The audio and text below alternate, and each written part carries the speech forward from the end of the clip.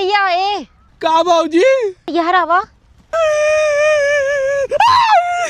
अरे अरे अरे काब अरे भाऊजी हमके मारे ने 4-5 जने मिल के हुए पट्टी लगवाई क्या है। रे बप्पा बहुत चोट लगा, काहे भी ना मारिन है।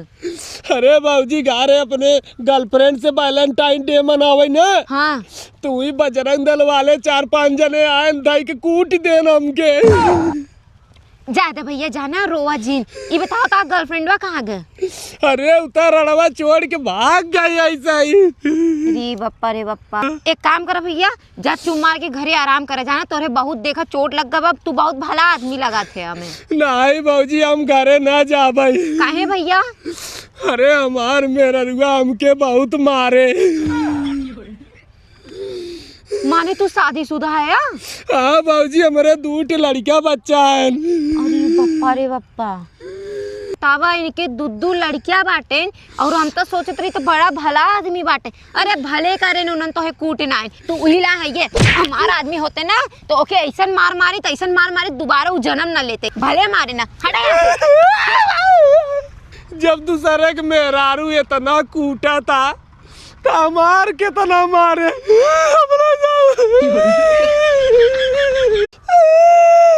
ए भैया ए का भाऊजी यार आवा। अरे अरे अरे काब अरे भाऊजी हमके मारे ने 4-5 जने मिल के हुए पट्टी लगवाई क्या है। रे बप्पा बहुत चोट लगा, काहे भी ना मारिन है।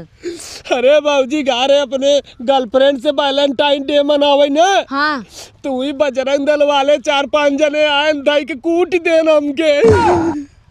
जाते भैया जाना रोवा जीन। ये बताओ का गर्लफ्रेंडवा कहाँ गए? अरे उतर रड़वा छोड़ के भाग गई ऐसा ही। रे बप्पा एक काम कर भैया, जा चुम मार के घरे आराम करे जाना। तोरे बहुत देखा चोट लग गया, तू बहुत भला आदमी लगा थे हमें। नहीं भाऊजी हम घरे ना जा भाई। काहे भैया?